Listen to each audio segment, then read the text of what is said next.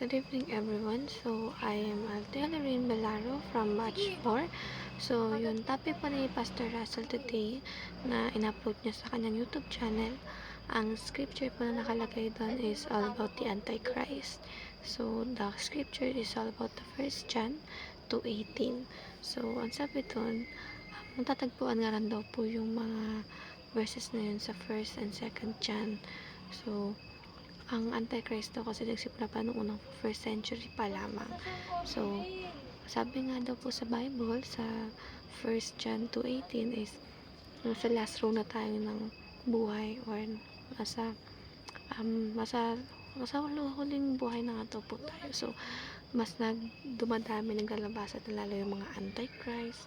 Kaya mas lalong sumasail yung mundo natin ngayon. So, mas maraming gumagawa ng kasalanan kasi yun yung isang bagay din para nagpapadisip ng tao yun yung nagiging way din kaya maraming hindi sumusunod sa Panginoon. Yun yung nagiging way ni Satan para maraming hindi makuha si Lord sa atin para papunta sa langit.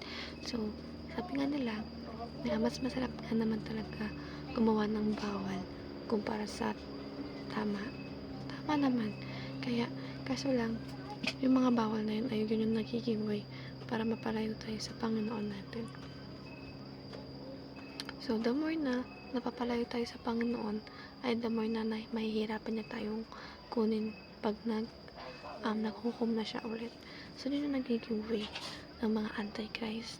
Kaya mas lalong nagkakaroon ng maraming makasalanang tao dito sa mundo natin dahil nga maraming hindi sumusunod, maraming natitempt dahil madaming mga ginagamit na tao yung demonyo para utusan o i-persuade yung mga taong anak ng Panginoon upang gumawa ng masama at maraming hindi makuha si Lord ng mga anak niya sa pagkukom niya.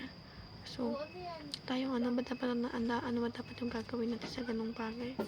So, tayo as bilang may relasyon na sa Panginoon ay mas maging mapili tayo sa taong nasa paligid natin, matuto tayong kumilatis at syempre matuto rin tayong gumawa at alamin yung tama at mali, since dapat mas i-prioritize natin yung relasyon natin sa Panginoon dahil hindi isa lang ang mawawala sa atin.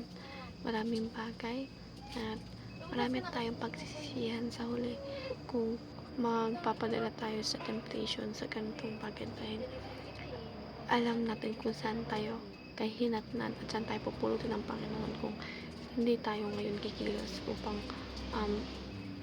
iwasan yung mga bagay na hindi niya ikinalulugod. So, sabi nga doon na the more na ipipraise natin siya, the more na papakilala natin siya sa ibang tao, ay the more na napipraise at natutuwa at ikinalulugod tayo ng Panginoon.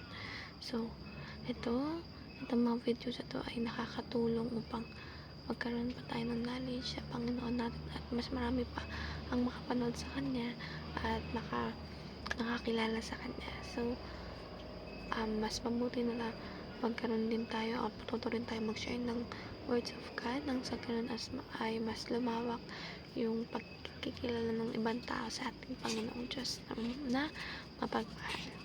So, that's all po. Thank you.